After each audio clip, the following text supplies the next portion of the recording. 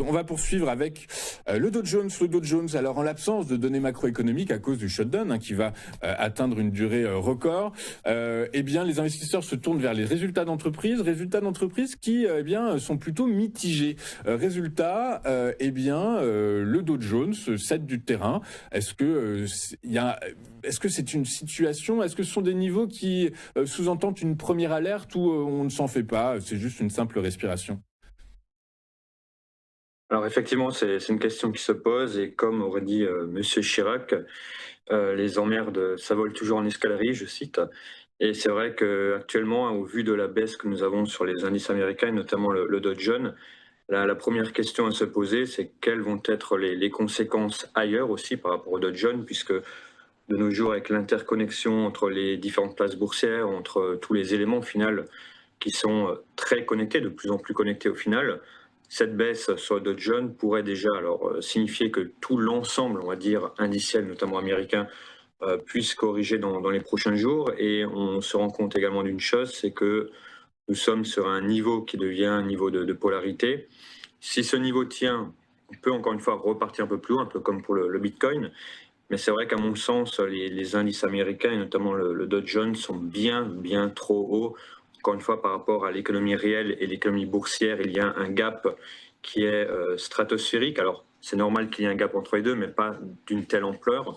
Donc, une correction, je dirais, aux alentours des 46 000 serait potentiellement envisageable. Alors, ça peut paraître beaucoup, ça peut paraître fort, mais voilà, c'est une possibilité qu'on ne peut pas négliger. En tout cas, voilà, pour ma part et pour mes étudiants, on va essayer d'être très prudent pour éviter justement de tomber dans des décrochages du prix qui pourraient faire effet boule de neige et au final contribuer à une vraie correction. Ouais, très clair, hein, correction. Alors en ce moment, on est le 4 novembre 2025, il est 9h11 et on assiste sur les marchés financiers en ce moment à un véritable sell-off. Hein. On le commentera pas, hein, mais sur le CAC 40, ça plonge.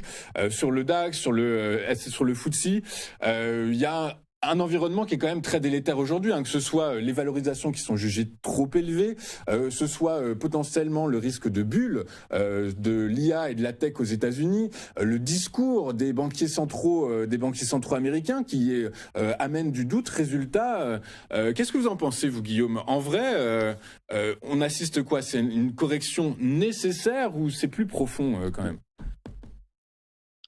C'est une très bonne question. Alors malheureusement, nous n'avons pas de boule de cristal, mais c'est vrai qu'une correction nécessaire est nécessaire, comme son nom l'indique, puisqu'encore une fois, il y a une forte décorrélation entre la réalité du terrain, entre les chiffres boursiers qui ne sont pas représentatifs toujours ou à, on va dire, grandeur nature proportionnellement de l'économie réelle.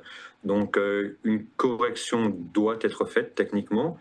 Après, la question, c'est toujours de se poser jusqu'à où va cette correction, quelles en sont les conséquences, qu'est-ce que cela entraîne également, puisque si nous avons un Dow Jones qui chute, disons, hypothétiquement de 10 000 points, pour un peu caricaturer la situation, ben, il y aura aussi des répercussions sur d'autres actifs, il y aura des répercussions globales et générales. Donc voilà, le risque aujourd'hui, je pense, c'est qu'il y a un effet boule de neige qui entraîne tous les marchés, qui entraîne une partie des marchés en tout cas, dans une vraie glissade du prix pour retrouver des niveaux plus cohérents. Mais encore une fois, une baisse peut faire peur, forcément, en tant qu'investisseur par exemple, ça peut faire peur, mais c'est également des fois nécessaire pour retrouver des seuils plus réalistes et donc avoir de nouveau un potentiel haussier qui puisse se mettre en place.